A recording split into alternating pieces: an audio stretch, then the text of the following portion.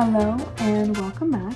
Fully aware it's been quite some time since the last video, and that's all me. But today's video is a little bit different in that we're not going to be talking about something that's necessarily breaking news, but rather news that's been evolving and progressing over time into what is the topic of today's video, which is the current economic state of Sri Lanka. So without further ado, let's get into the who, what, when, where, and why. So the who, there's four major parties involved in this situation.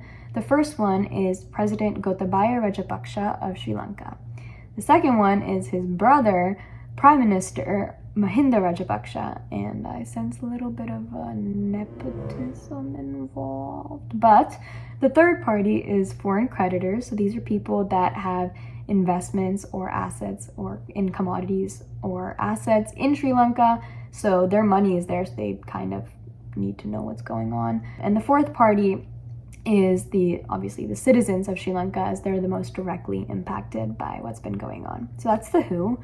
Now the what, like I said, these are events that have been progressing over time, so it's more like a story that just keeps getting worse and likely will continue to get worse unless there's some dramatic change that happens. So what happened was, about a year ago, the president signed a bill that would effectively ban insecticides and pesticides being used on any agricultural plant in the nation. And while the intention may have been good, and I'll explain that intention a little bit later, its effectiveness was definitely not, and it caused massive problems. So because of that bill being signed, there was food shortages and food insecurity all over the nation almost overnight. It led to reduced incomes because people weren't able to sell goods that were being produced because of there not being any goods that were produced without insecticides and pesticides at that moment. This led to the gross domestic product of Sri Lanka dropping dramatically, led to the purchasing power of the Sri Lankan rupee to drop dramatically as well, and it caused a big debt spiral for the nation of Sri Lanka. So that was a year's worth of major events kind of summed up in 15 seconds, but that was just a little bit of context, and you'll understand why that was important later. Now, the when, like I said, this happened about a year ago. The bill was signed in April of 2021, but this news is obviously ongoing, and we're still seeing the effects of that bill being signed today.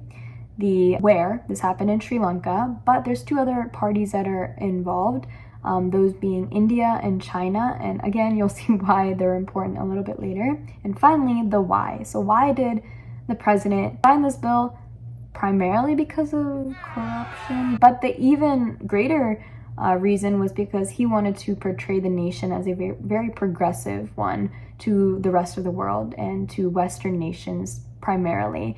He wanted the nation to be completely organic and show other nations that, you know, we're progressive, we are fully developed, we're stable in every way possible. While that intention may have been good, it was done in such a horrible way that it produced more harms than it did benefits. So that's the who, what, when, where, and why. And now let's talk about the implications. So there's three major implications for this whole situation. The first one is a scarcity mindset. So it means that everything became scarce. All necessities, all food, all utility became something that was valuable and something that many people could not only afford, but that there was not enough supply for. The biggest example is food, and the United Nations World Food Program said that 9 out of 10 families at the moment are going hungry or skipping meals or have a food insecurity problem that they otherwise did not have. So you can see how dire the situation is. And the only reason Sri Lanka is currently staying afloat is because of a $4 billion credit line extended by India to Sri Lanka, which basically means that India is basically saying, hey, we're giving you money to buy necessities, to buy utility, to buy anything you may need. Just guarantee that you're going to pay us back when y'all are like, okay, just do that. So that's the first implication, is that there was a scarcity mindset. The second one is the Sri Lankan rupee and the drastic drop in the value and the strength of the Sri Lankan rupee.